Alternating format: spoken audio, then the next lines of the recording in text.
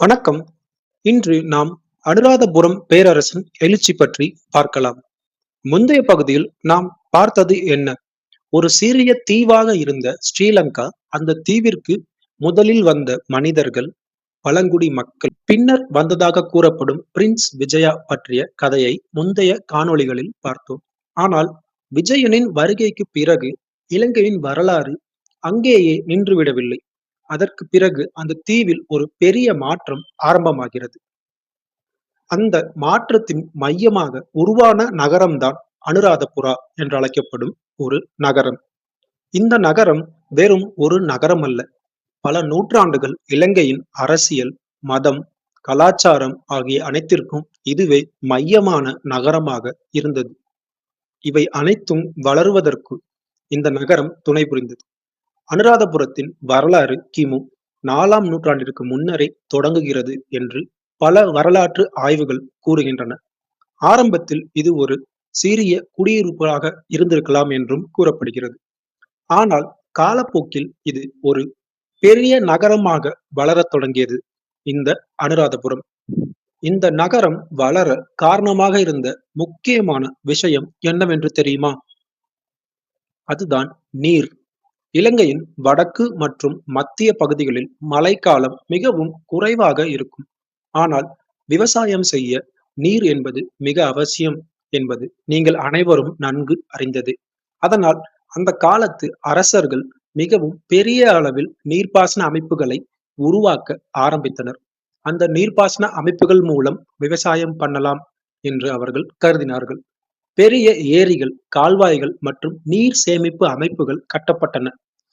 இந்த அமைப்புகளின் மூலம் மழைநீர் பகுதியாக பிரித்து சேமிக்கப்பட்டது. இந்த நீர்ப்பாசன தொழில்நுட்பம் அந்த காலத்தில் உலகிலேயே மிகவும் முன்னேற்றமானதாக இருந்தது என பல வரலாற்று ஆய்வுகள் கூறுகின்றன. இந்த நீர்ப்பாசன அமைப்புகளால் விவசாயம் நன்கு வளர்ச்சி அடைந்தது. அதன் மூலம் அந்த அனுராதபுர நகரமும் மெல்ல வளர ஆரம்பித்தது.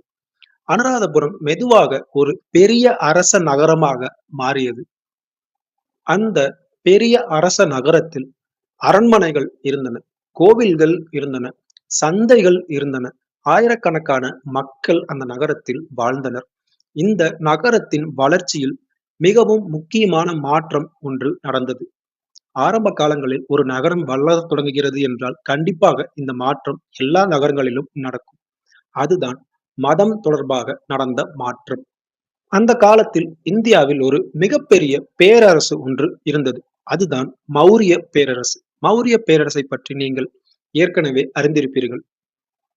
அந்த பேரரசின் மிகப்பெரிய அரசன்தான் அசோகா.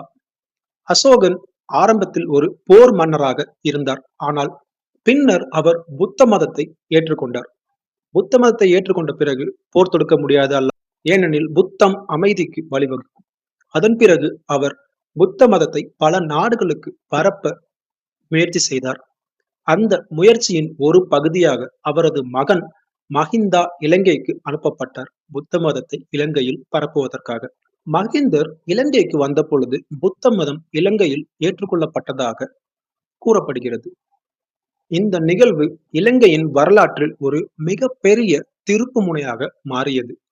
அதன் பிறகு புத்த மதம் இலங்கையின் முக்கிய மதமாக உருவெடுக்க ஆரம்பித்தது. இதன் விளைவாக அனுராதபுரத்தில் பல பெரிய ஸ்தூபங்கள் கட்டப்பட்டன. அவற்றில் சில உலகிலேயே மிகப்பெரிய கட்டிடங்களுள் ஒன்றாகவும் இருந்தன. பெரிய ஸ்தூபங்கள் மற்றும் மத மையங்கள் மற்றும் மடங்கள் உருவானது. அனுராதபுரம் ஒரு மத நகரமாக மாறியது என்றே கூறலாம். ஆனால் இது வெறும் மத நகரம் மட்டுமல்ல, இது ஒரு அரசியல் நகரம், அரசியலின் மையம் என்றும் கூறலாம். வெறும் அரசியல் மையம் மட்டுமா? இல்லை. ஒரு வர்த்தக மையமாகவும் அனுராதபுரம் திகழ்ந்தது. ஒரு கலாச்சார மையமாகவும் அனுராதபுரம் திகழ்ந்தது. அந்த காலத்தில் இலங்கை மற்றும் இந்தியா இடையே வர்த்தகம் மிகவும் வளர்ந்திருந்தது. மேலும் ரோமன் பேரரசு போன்ற தொலைதூர நாடுகளுடன் கூட இந்த ஸ்ரீலங்கா வர்த்தகம் வைத்திருக்கலாம் என தொல்லியல் ஆராய்ச்சியாளர்கள் கூறுகின்றனர். ஆனால் எவ்வளவு பெரிய பேரரசாக இருந்தாலும் அந்த பேரரசு சவால்களை சந்தித்தே தீர வேண்டும் அல்லவா? அதே போல் அனுராதபுரமும் சில சவால்களை சந்திக்க நேரிட்டது. அந்த சவால்களின் விளைவாக பல போர்கள் நடந்தன. பல வெளிநாட்டு படையெடுப்புகளும் நடந்தன. அரசர்களுக்கு இடையே பதவி அதிகார போட்டிகளும் நடந்தன. இந்த எல்லாவற்றையும் கடந்து அந்த அனுராதபுர பேரரசு பல நூற்றாண்டுகள் நிலைத்திருந்தது. அனுராதபுரம் பேரரசு சுமார் 1300 ஆண்டுகளுக்கு மேல் இலங்கையின் மையமாக இருந்தது என வரலாற்று சான்றுகள் கூறுகின்றன. எவ்வளவு வலிமையான பேரரசாக இருந்தாலும் ஒரு காலத்தில் அதன் சக்தி குறைய வேண்டும் அல்லவா? அதுபோலத்தான் அனுராதபுர பேரரசின் சக்தியும் குறைய ஆரம்பித்தது. வெளிநாட்டு படையெடுப்புகள் அதிகரிக்க ஆரம்பித்தன. அதன் பிறகு இலங்கையின் அரசியல் மையம் மெதுவாக மற்றொரு நகரத்திற்கு மாறியது.